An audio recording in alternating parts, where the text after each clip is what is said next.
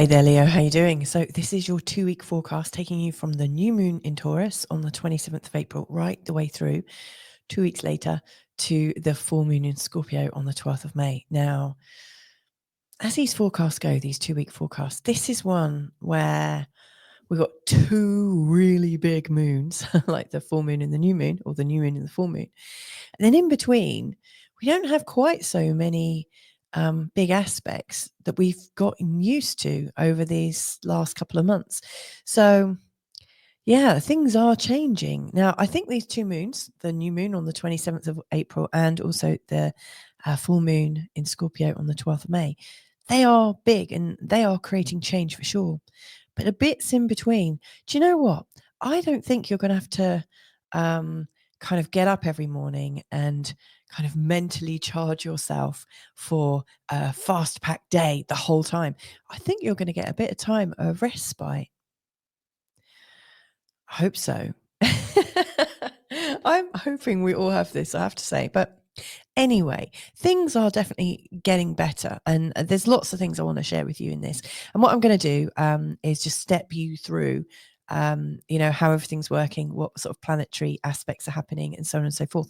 If you're new to this channel, hi, my name's Louisa Tanner Munson. And yeah, what I hope to do here is kind of lay it out in such a way that it feels good. I feel good astrology, but that you feel like there's a certain amount of choice. There are astrologers out there that, and I came across a lot when I was learning it, that say, oh, if you've got moon in Pisces, you're going to be an alcoholic or whatever. And I just don't find that necessary, that like level of certainty that helpful, because you can almost get damned into being a particular way. And I really believe that astrology is a tool to give you some choice, to give you a sense of optimism and hope, or at the very least, to give you a sense of how you might decide to spend your very precious time. So that's my hope. And I hope you get something from this 2-week forecast. Now, if you've come back and you've been here before, thank you so much for coming back. I really appreciate you. So let's get cracking. Let's have a look at this. Now, I do like to have a slide or two because it keeps me on track, so I don't veer off too much. But anyway, as we're going through this, so like new moon to full moon, it's a waxing moon phase. What that means is the moon gets bigger. Now, obviously, the moon's not getting bigger. And if you look in this picture here, you can see that at the time of the new moon, it looks like the moon's black. And when you look at the full moon, the moon is like fully illuminated. And of course, the moon's not changing. It's how we're seeing the moon, how we're perceiving it. And you can see here, there's like no moon, a little bit of a growth, there's half a moon, then we've almost got a full moon, and then it appears that it's grown. So this is like a growth phase. Now, the energy for this, there's a couple of observances that I have with the moon, and the first is the darker it is, the more internalized your emotions are during this time, or how we're all experiencing our emotions. This is a time when we're in the mystery. Things aren't really obvious. Things aren't openly apparent. We might have a sensation of something, like a micro feeling. We might have a little hunch. And so we're in a much more sort of intuitive part of the moon cycle. And, at the time of the new moon, when it appears there's nothing, I like to think of it as a clean slate. And I think if you can live your life and kind of mentally prepare for these clean slates, and also understand at the time of the full moon, it feels like you've got too much on your plate, then that will really, really help you, So essentially, this is a two-week like space of time between new to full, full to moon, full to new. And then halfway through, we've got equal levels of dark and light. So we're in a dark to light like situation at the moment. But this halfway point is interesting because the first week is very much like in the dark, where you're tuning in, you really don't know what's going on. All you have is what comes from your intuition, from your sense, like your sensitivities, from noticing signs, and it's like really good for people who are very sort of hippie-ish and looking for feathers and looking at power animals and things. And it's a time when you might want to be gentle, and also start planning out in your head like the feelings, like how would it feel to be like this? How would it feel to invest in this particular direction? How would it feel to start creating something in this period? So it's perfect for this time. And then as we get to the second part of this waxing moon phase, the gibbous phase, things are starting to manifest. So because you've put some energy in this part of your life, towards the end of this waxing moon phase, things start flying in. And this is when everything is really, really observable. You know, you can see everything, it's fully illuminated, and you start to really understand what you're feeling, how you're feeling it, when you're feeling it. So I really think that we're going from the unconscious to the conscious, to the unrealized to the manifested, and from the imaginative to the almost rational. You know, it becomes, so this could be the journey from, you know, left to right and right to left, you know, so and getting both sides of the brain working in one moon phase. So it's kind of interesting. So I guess the thing for you to know, you know, at the start of this, it is a growth phase that we're going into. The moon is appearing to get bigger. So this is a time to be sowing seeds for your plans ahead. But just know in this first week, you're likely to be a lot more intuitive and might need a lot more rest. And the more creative process driven tasks that you do, you know, like a bit of meditation, brainstorming, walking and talking, or talking to yourself, recording yourself, whatever, journaling. The more you do that kind of thing, the more you're setting up your second week to be really quite active and to need to take particular actions. Like you'll get a really strong knowing that, oh, it's time to do this now. Let's have a look over the course of this time on a diary. I find this quite helpful, especially if you're quite rational. It's quite helpful to see how it slots in. Now they are roughly 2 weeks, but obviously sometimes they appear to be slightly more than 2 weeks. We're talking about a lunar calendar, not a you know, the normal monthly or daily sort of calendar that we've got. So this starts on the 27th of April, which is a Sunday. The midpoint, you know, from dark to light, is on the 4th of May. And then on the 12th of May, we've got the full moon in Scorpio.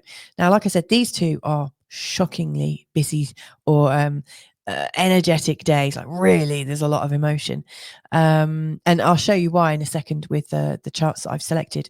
But I just wanted to show you a couple of the main things that are going on in this week. So in this 2 week period, we've got Venus going into Aries. Venus is how we process our understand our relationships. You know, how do we relate to people? It's where we feel a sense of well-being and goodness and sharing and kindness and love, of course, as well. And so as Venus goes into Aries, we're getting a lot more direct. We might also find our partners a bit more demanding. We're not suffering fools gladly. You know, if we're in a relationship with somebody, we're going to be a lot more like upfront and put in some boundaries. This isn't the sort of free and spiritual and kind of, oh, we can be here, there, and everywhere energy that Venus in Pisces gave us. This is Venus stepping up. So this is us, I think, going into trust that it's okay to take action in your relationships. You know, so we're not sort of double thinking ourselves. We're not doubting ourselves as much. We just know what we need and we go out to get it. Now, on the 2nd of May, we've got Venus making a conjunction to Neptune. Again, another Venus energy.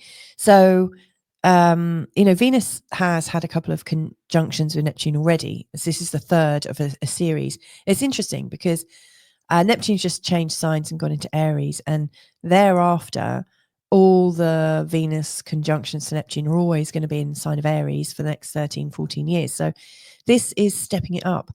The Venus-Neptune energy, I think, is like a fairy godmother. It's like, make a wish. It's your birthday, blow out your candle. Like, make a wish. You know, Venus, like love and flow and all things good. And then Neptune, which is really dreamy and like it can be seen as super spiritual. It's taking you to like through the veils of reality. So this could really show where you manifest something deeply good that you just have dreamt about for so long, but not realized that you could actually achieve it. So this is different. You know, in the past, we've been thinking about these amazing little dreams and goals we've had, but not necessarily taken action. This is changing. I like this a lot. And so into the second part of this forecast, we've got two sextiles. Now, I don't normally mention the sextiles, because they're not as big as a trine or a square or an opposition or a conjunction. But Mercury in a sextile to Jupiter is pretty helpful. Mercury is all about our communication and how we're processing information, and Jupiter is all about the expansion. So these guys working together, I think, is helping us feel kind of friendly and prepared to share a lot more. And then Venus, another Venus thing, Venus in the sextile to Pluto is pretty sexy. We're really feeling our connections and relationships. Everything is coming into a really strong focus with that. And then we got this one. This, I think, is quite a key one. Mercury in a conjunction to Chiron. So Mercury again is about how we are thinking things through and talking about things, and Chiron really gets to the core of where we might be hurt. So I think if you've been waiting for a breakthrough in terms of knowing how to heal yourself, I think this is going to really this is going to open you up and all the people around you. And then finally we've got Mercury going into Taurus on the 10th. And Mercury is going to be a lot more considered. From the 10th of May, I think we're going to be a lot slower, maybe a lot more practical in the way we're thinking things through. We're not going to jump to conclusions quite so much, which is going to be great, because these two moons are big. So the new moon in Taurus, you might already know if you'd listened to my previous forecast, on the day of the new moon, which is usually a day when we get a sense of release, we've also got this Pluto and Mars opposition, which is fiery, I have to say. And then on the day of the full moon in Scorpio, which is a pretty high energy full moon, the full moon is in opposition to Uranus, and the sun's in a conjunction to Uranus. So this really makes it high energy as well. Anyway, I'm going to bring up those charts in a second, but just wanted to say thank you to everybody who helps to support this channel. Really, really appreciate you, because obviously, I mean, I would do it anyway, because it's what I'm committed to. But yeah, you encourage me, and I really, really appreciate that. There are lots of ways you can support this channel, and you're doing it in a whole heap of ways. So thank you very much. So let's have a look at these three charts. So this is the one for the new moon in Taurus. We've got this one for midway through, and then finally the full moon in Scorpio. So let's interpret these right now. So the new moon in Taurus, then, you can see it up here, and for you, it's in your 10th house, or in this part of your chart. I should say, and I didn't say it in the intro, this is suitable for you if you're a sun sign Leo, or indeed if you've got your ascendant in Leo. In fact, I think it's actually more helpful for the ascendant sign. And if you know your ascendant sign, it's not Leo, feel free to watch that one too. I'm a sun Sagittarius and ascendant Scorpio. I would listen to both Scorpio and Sagittarius. So just a little, that might give you some extra info. But anyway, this chart is set up with a whole sign structure, i.e., there's one house per exact sign. And this new moon is really in this 10th house part of your chart, which is all about your career and how you stand in the world, your status. Are you celebrated? Do you feel celebrated? Do you feel big enough in yourself? Do you feel like you're taking on full responsibility? And like I said at the start, the new moon is all about having a clean slate and moving forwards energetically in a different way. Now, if you understand astrology, you might see that there's this square to Pluto, and also a square to Mars. And Mars is in the first house, which is a super, super important house, because this is, I think, the house about your body, but also the house about your birthing. Is like, who are you? Like, here you are, there you are. Anything that goes in this big house really sort of changes how we see ourselves, how we, like what's going on with your identity right now. And Mars in this place, it's good. This is you coming back online, which I think is really exciting. But these squares between Pluto here and Mars here are really bringing a lot of energy to this new moon. To me, it feels like you really do need to have a new start in terms of your career and how you feel about yourself, because there are so many changes going on in terms of your identity. You know, with Mars here in this part of the chart, it really feels like you're breaking free from the confines that you've put yourself in. And I say that really, with a lot of excitement. Mars rules your ninth house, which is about the freedom and the greater context of your life and how you can go deeper than you have before. And it's also a place where we like to be quite independent. Mars also rules your fourth house, about family and home and security. So to me, it feels like there's something going on right now where you're becoming freer, and creating a much bigger and bolder and expanded vision for yourself, which will help to create a greater sense of security. Maybe you're realizing right now that your security doesn't come from money necessarily, but it comes or being stable and living your life in a sort of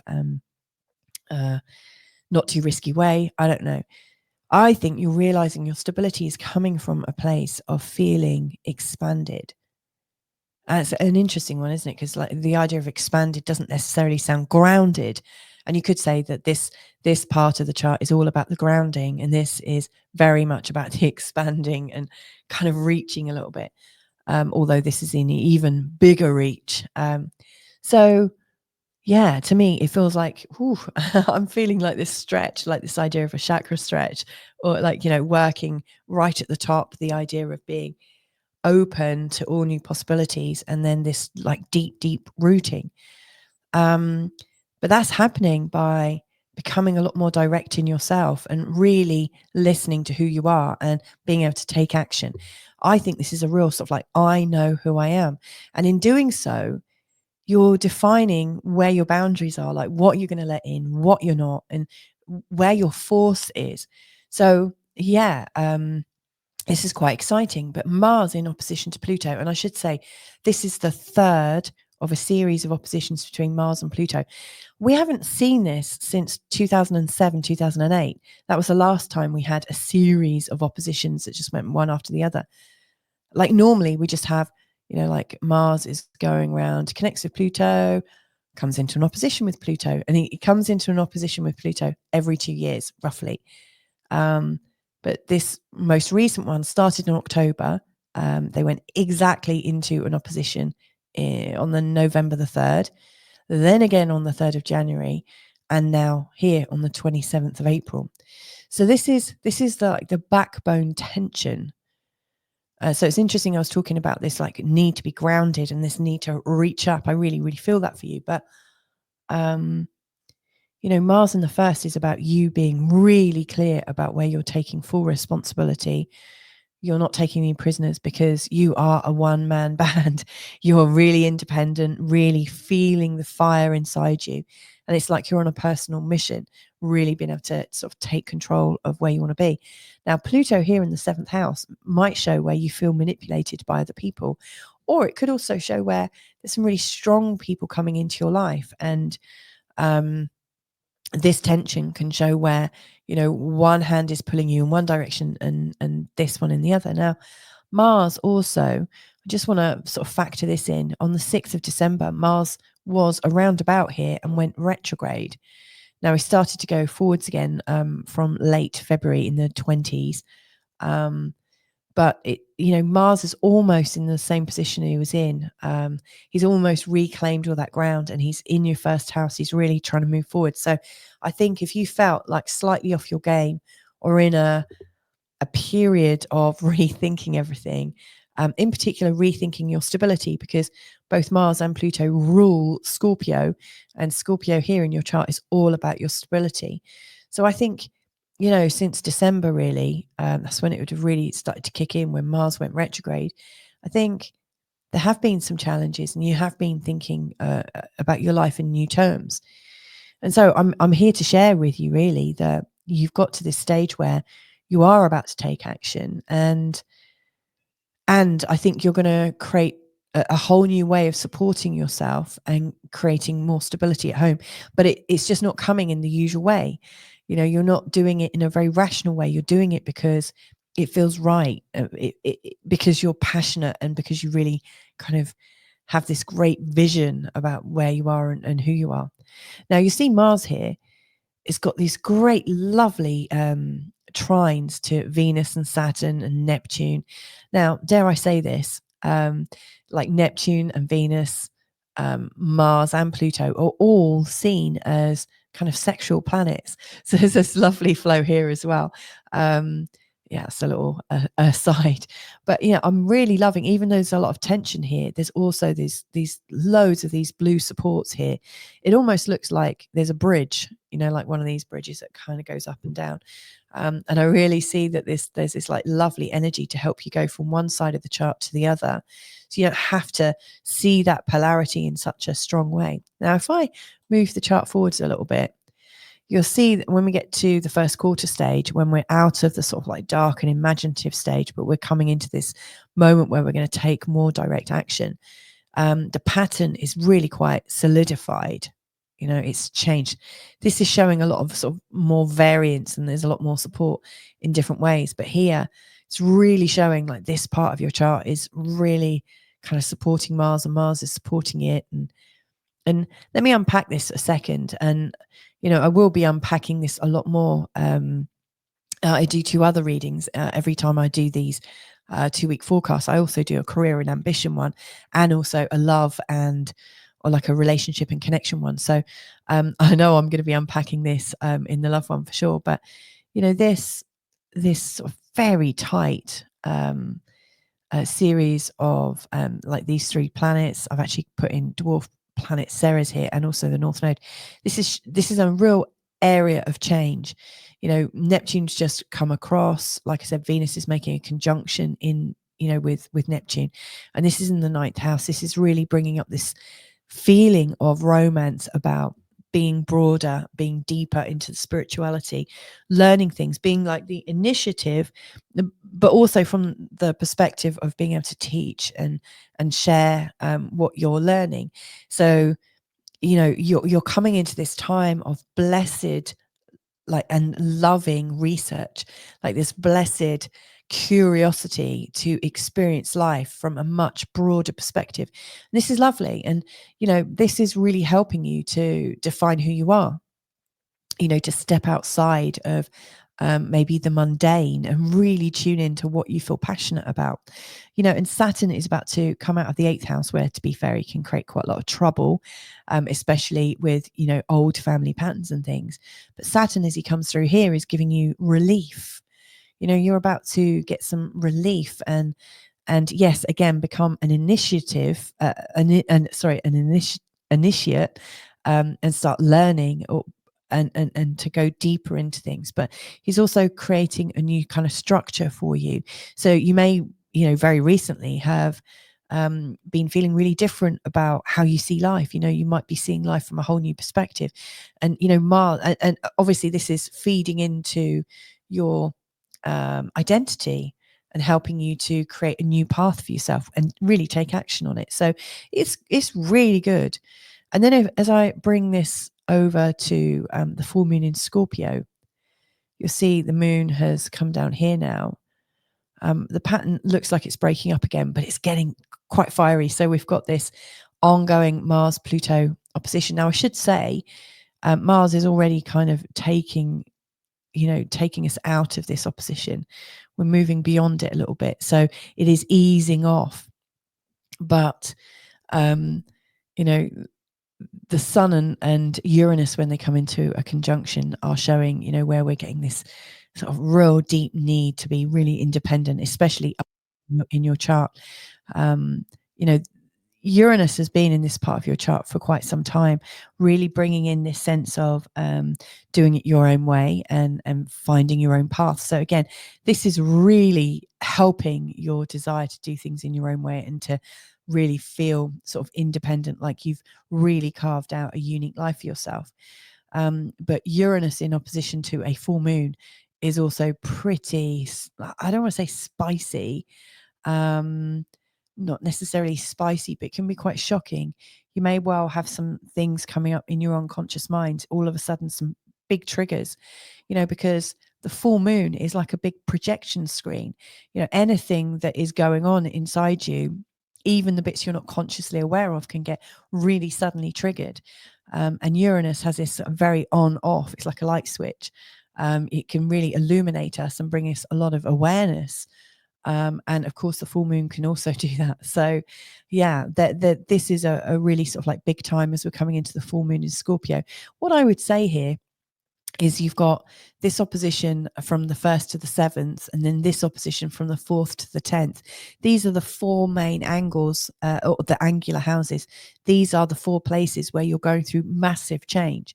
So, this is about you and your personality. This is about your partners and how they're seeming to be and what you might be projecting onto them.